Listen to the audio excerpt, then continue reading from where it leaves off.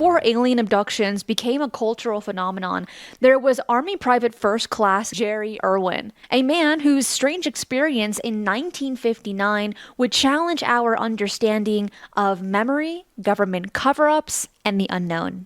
On the night of February 20th, 1959, Irwin was driving along a lonely stretch of highway in the high desert of southern Utah, en route from Idaho to Fort Bliss, Texas. Suddenly, the dark sky ahead was illuminated by a bright flash. Irwin watched, totally spellbound, as the light resolved into a strange glowing object descending slightly behind a nearby ridge. Believing it might have been a plane crash, Irwin left a note on his steering wheel stating, "Have gone to investigate what looks like a plane crash about 1/4 mile to my right. Notify state police immediately." He then wrote "stop" in shoe polish across his car, turned on the blinkers, and set off with only a flashlight and his army overcoat. Approximately 24 hours later, Irwin was found unconscious about a 1/4 mile from his car.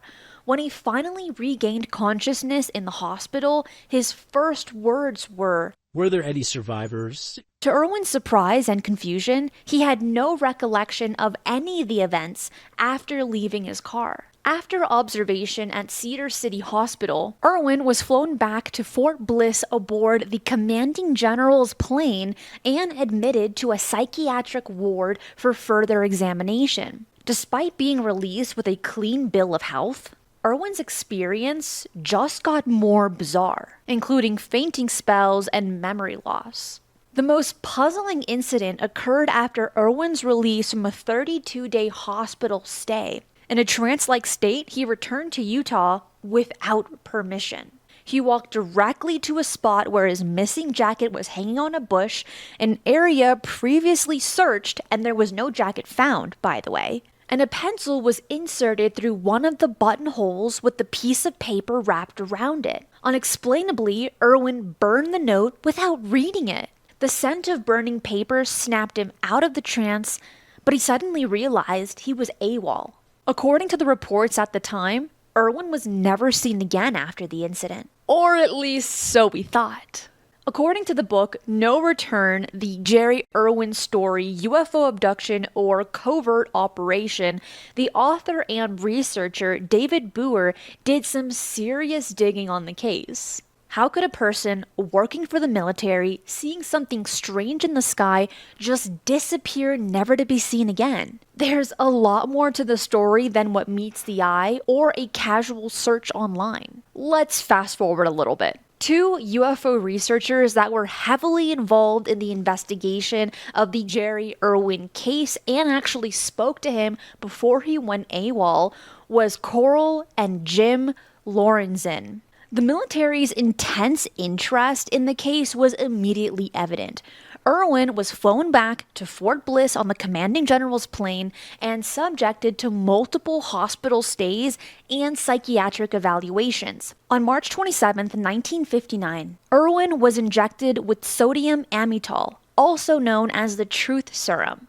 It provoked a strange response from Irwin, which caught Captain Valentine's deep attention. Here's what Captain Valentine mentioned. Irwin stated there was a special intelligence that he couldn't explain to me, since it would be incomprehensible to me, which has directed him not to remember or not to tell me about any of the events in Utah. He says that if he tells what was behind the incident in Utah, there will be a big investigation that he does not want to be bothered with, and also because it will harm many people and doesn't want that to happen. He stated it all began at the age of 3 years, although he will not reveal how or what began, stating that it would provide a clue to me as to what is behind all of this. The Freedom of Information Act has also shown that the military, despite dosing Irwin with drugs and tried to uncover the true story of the night in the desert of 1959, drew nothing but blanks.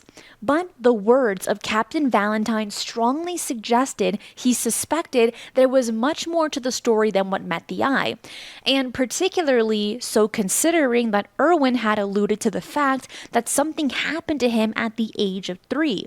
It should be noted that the alien abduction phenomena usually starts at a very young age. It's also believed that during his time in the ward, he experienced electroshock therapy, as this was more common practice in the late 50s into the 60s within psychiatric wards. Also, once he got out, his speech turned more into a stutter and increased speech impediment, and he suffered more severe memory loss, according to Captain Valentine. Despite extensive efforts, the military's investigation failed to uncover a definitive explanation for Irwin's experiences. On August 1st, 1959, Irwin failed to report for duty and was later listed as AWOL. For years, it was believed that Irwin had vanished without a trace, adding a layer of mystery to this case. However, the story doesn't end there. According to Dave Boer's book No Return, Irwin was eventually found. Boer's research revealed that after the incident, Irwin went AWOL for 81 days, living in a tent and working in a mine. He was avoiding the military to gather his thoughts, feeling that they weren't helping his condition. But here's the crazy part. Once he was apprehended, he was very quickly shipped to Germany and then to Austria on a covert mission. When interviewed by Boer in the early 2000s, Irwin was already in his 70s. And Irwin's memories were fragmented a bit. He confirmed some aspects of the original story, but differed on others. He remembered the initial sighting, his hospital stay, and being questioned, but many details remained elusive. His story was detailed in articles like Soldier Sees Flash, Unconscious 24 Hours by UFO researcher Coral Lorenzen, and in Jacques Vallée's book Dimensions, a Casebook of Alien Contact, presents a puzzling series of events. So here's what we know based off of the paper trail. Irwin's medical records, as documented by Captain Valentine and other physicians, reveal 3 distinct amnesia episodes. The first occurred during his initial 24-hour blackout in Utah. The second, on March 15, 1959, preceded a 32-day hospital stay. The third, on July 9, 1959, involved Irwin approaching El Paso police in a state of confusion, unaware of his identity or location. These episodes align with characteristics of dissociative amnesia and fugue states, conditions typically associated with psychological trauma. But this only gets more interesting because this case caught the attention of famed psychiatrist Carl Jung. In a letter to Coral Lorenzen, Jung discussed a condition called ambulatory autism, which is likened to a dissociative fugue. He illustrated this with the case from 60 years earlier involving a man who disappeared from Australia and found himself in Switzerland. Jung suggested that Irwin's case might be similar and recommended hypnosis as the primary treatment, with dream analysis as a secondary option.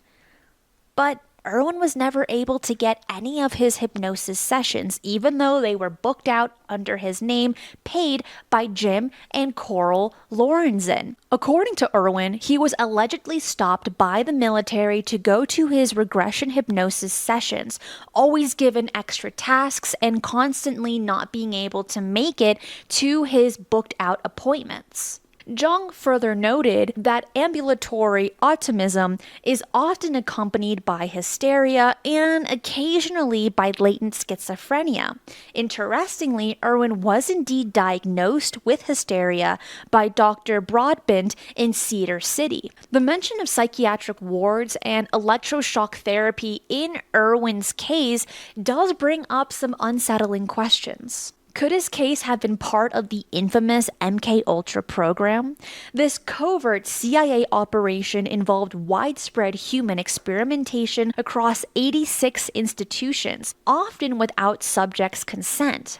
At McGill University's Allen Memorial Institute, Dr. Erwin Cameron subjected patients to extreme treatments, including depattering to erase existing personalities and, quote, remaking them.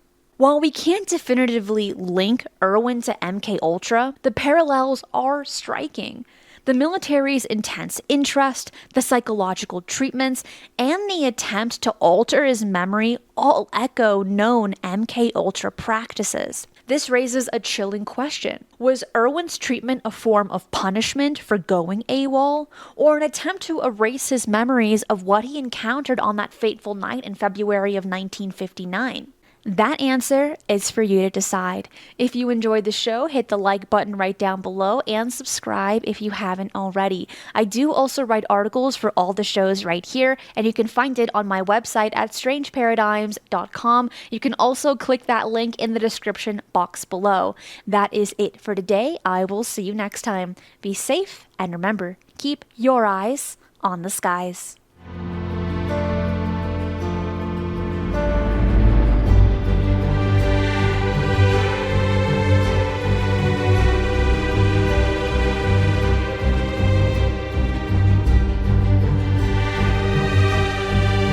If you enjoy the strange and the mysterious, UFOs, the paranormal, and cryptids, this channel is for you. So make sure to subscribe, as I do 3 videos right here every single week, and hit that notification bell so you do not miss any of the bonus content I post right here.